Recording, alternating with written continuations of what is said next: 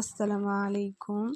আজকে কি এটা আপনারা সবাই জানেন। আজকে বছরের শেষ দিন।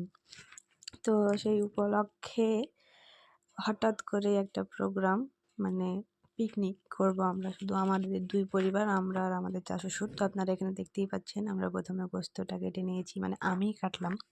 বাড়ির বউ হিসাবে সবকিছু আমাকেই করতে হবে। তারপরে পেঁয়াজ কেটে নিলাম এখানে।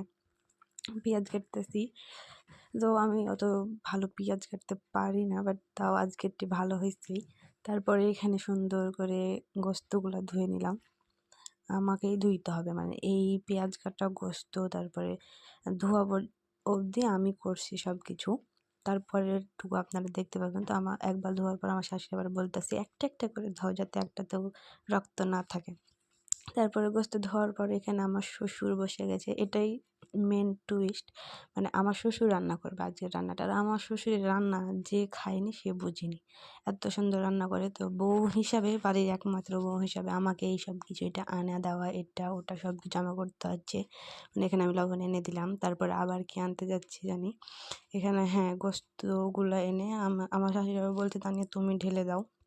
তখন আমি আবার আমি তুলে দিচ্ছি এখানে গোস্ত তুলে দেওয়ার পর আমার শাশুড়ি আবার এখানে আদা রসুন বাটবে।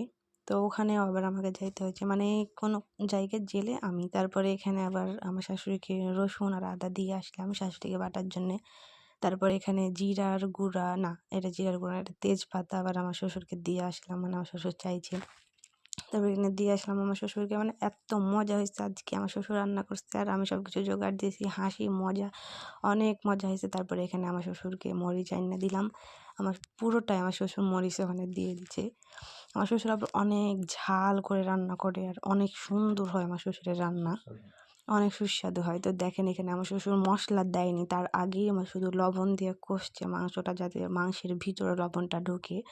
মানে এত সুন্দর করে আমার শ্বশুর রান্না করে, ছেলে মানুষ হলেও এত সুন্দর রান্না মেয়ে মানুষকে ফেল করবে। তারপরে এখানে আমার শ্বশুর হচ্ছে মশলা দিল অনেকগুলো, মানে স্কিপ নেওয়া হয়নি কারণ শ্বশুর বাড়িতে আছি, শ্বশুর শাশুড়ি যারা ননদ অনেকেই আছে, সবার সামনে ভিডিও করতে পারছি না।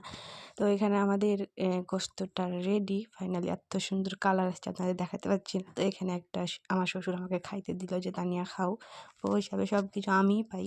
তো আমি গোস্তটা খেয়ে দেখছি, তো এত মজা হয়েছে, হোটেলের চেয়ে বেশি মজা লাগতেছে। তারপরে এখানে হচ্ছে তারপরে গোস্ত খাওয়া দাওয়ার পর আমার খাওয়া দাওয়ার ভিডিও করতে পারিনি। তো এখানে আবার আমার বর আমার জন্য হালিম আনছিল, হালিম খাইলাম।